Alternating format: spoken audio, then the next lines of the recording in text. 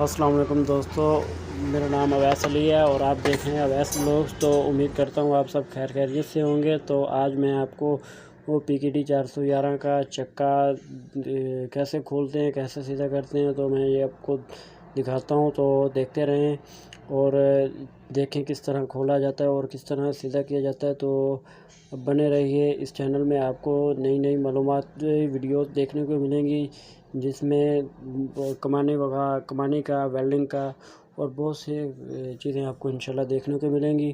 तो चैनल को सब्सक्राइब करें, लाइक करें और शेयर करें।